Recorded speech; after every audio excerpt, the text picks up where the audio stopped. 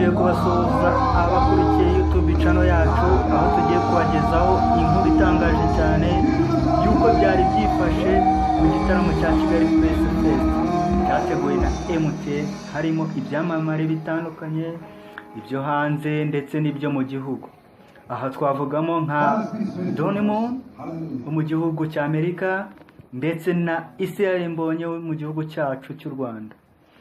Ariko rwose habonetsemo ibintu byinshi bitandukanye bigomba gukosoka, harimo nk'uko iki gitaramo cyateguwe kubera hanze, kuko cyabereye muri Kigali, aho abanyeshuri bo muri kaminuza babirebera burundu.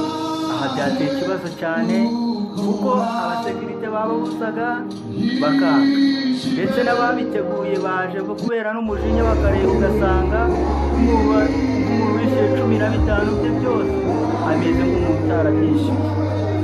Ubu kuko wasangaga distance nkeya, nubwo bamwe wenda babirebaga bari ahantu bitsinze batabireba neza, ariko rwose babirebaga ugasanga utanze 15 umujinya wamwise, ndetse n'ababiteguye ugasanga bateje ikibazo. Niyo mpamvu abasekirite rwose bashaka kwirukana abanyeshuri, ariko byarangiye batahavuye. Ahangaha kuko bashatse kurwana nk'uko mugiye kubibona kuri twabateguriye, ariko rwose byateje ikibazo kuko n'umwe mu banyeshuri twamubajije ati ese kuki wowe barimo kubabuza ni wewe? Avuga ati ahangaha njyewe nahishyuye miliyoni 2, ati ahangaha ni mu bwatsi bwanjye. Undi nawe tumubajije ati kuki barimo kubabuza mukanga? Ati ariko rero iki gitaramo twajemo igitaramo cyo guhimbaza, kandi mumenye ko Yesu yishyuye. Kora subscribe ubundi ujye ubona inkuru zitandukanye tubagejejeho ako kanya. Twongeye kubasuhuza abakurikiye YouTube channel yacu, aho tugiye kubagezaho inkuru itangaje cyane y'uko byari byifashe mu gitaramo cya Kigali Press Fest cyateguwe na MTN, harimo ibyamamare bitandukanye byo hanze ndetse n'ibyo mu gihugu. Aha twavugamo nka Donimon wo mu gihugu cya Amerika ndetse na Israel Mbonye wo mu gihugu cyacu. Ariko rwose habonetsemo ibintu byinshi bitandukanye bigomba gukosorwa, harimo nk'uko iki gitaramo cyateguwe cyabereye muri Kigali, aho muri kaminuza babirebera burundu. Aha byateye ikibazo cyane kuko abasekirite bababuzaga bakanga, ndetse n'ababiteguye baje kubera n'umujinya bakareba, ugasanga umuntu wishyuye 15 bye byose ameze nk'umuntu utarabyishyuye. Kuko wasangaga distance nkeya, bamwe wenda babirebaga bari ahantu bitsinze batabireba neza, ariko rwose babirebaga ugasanga utanze 15 umujinya wamwise, ndetse n'ababiteguye ugasanga bateje ikibazo. Niyo mpamvu abasekirite rwose bashaka kwirukana abanyeshuri, ariko byarangiye batahavuye. Ahangaha kuko bashatse kurwana nk'uko mugiye kubibona kuri nkuru twabateguriye, ariko rwose byateje ikibazo. N'umwe mu banyeshuri twamubajije ati ese kuki wowe bari kubabuza ni wewe?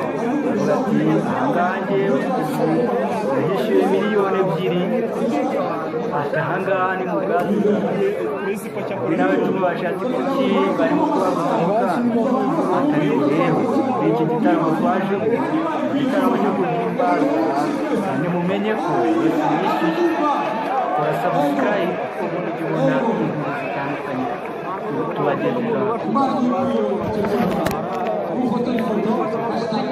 Twongeye kubasuhuza abakurikiye YouTube channel yacu, aho tugiye kubagezaho inkuru itangaje cyane y'uko byari byifashe mu gitaramo cya Kigali Press Fest cyateguwe na MTN, harimo ibyamamare bitandukanye byo hanze ndetse n'ibyo mu gihugu. Aha twavugamo nka Donimon mu gihugu cya Amerika ndetse na isi yayibonye mu gihugu cyacu cy'u Rwanda. Ariko rwose habonetsemo ibintu byinshi bitandukanye bigomba gukosorwa, harimo nk'uko iki gitaramo cyateguwe kubera hanze, ko cyabereye muri ka Kigali, aho abanyeshuri bo muri kaminuza babirebera guhunga. Aha byateye ikibazo cyane kuko abasekirite bababuzaga bakanga, ndetse n'ababiteguye baje kubera n'umujinya bakareba, ugasanga nk'umuntu wishyuye 15 bye byose ameze nk'umuntu utarabyishyuye, kuko wasangaga distance irimo ni nkeya, nubwo bamwe wenda babirebaga bari ahantu bitsimbye batabireba neza, ariko rwose tugiye kubasuhuza abakurikiye YouTube channel yacu, aho tugiye kongera kubabwira ku byabaye mu gitaramo cya gospel cyitabiriwe n'ingeri zitandukanye, harimo abantu benshi bavuye hanze ndetse n'abandi bo muri iki gihugu bakomeye. Rwose cyitabiriwe cyane ku rwego rwo hejuru, ariko nubwo cyitabiriwe cyane kuko abaciciyemo nta gaciro bahawe.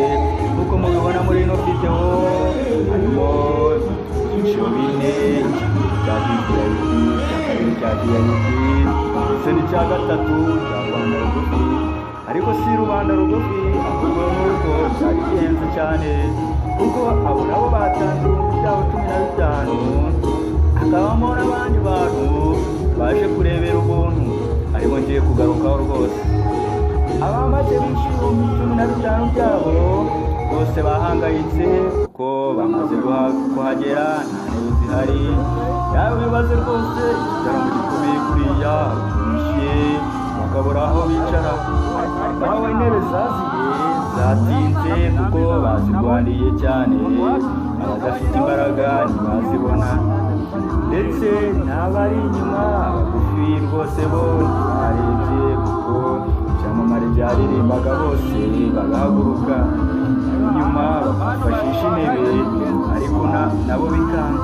Urumva abagufi bo bahuye n'urubagusenya, kuko abatishyuye bo babirebye neza, kuko bo bari bisanzuye, bajyaga muri hangere zo kureba neza, ndetse n'ubwo bateje ikibazo kuko n'umusekirite bari bagiye kurwana abo twita abonza bari barwanye. Bagiye gukora ibintu by'ubwenge byo gukora subscribe, ubundi ukazabona inkuru zacu kuko tuyishyizeho. Tugiye kubasuhuza abakurikiye YouTube channel yacu, aho tugiye kongera kubabwira ku byabaye mu gitaramo cya gospel cyitabiriwe n'ingeri zitandukanye, harimo abantu benshi bavuye hanze ndetse n'abandi bo muri iki gihugu bakomeye. Rwose cyitabiriwe cyane ku rwego rwo hejuru, ariko nubwo cyitabiriwe cyane kuko abaciciyemo nta gaciro bahawe. Nk'uko mubibona muri ino video, harimo ibyiciro 4: icya mbere cya VIP, icya kabiri cya VIP, ndetse n'icya gatatu.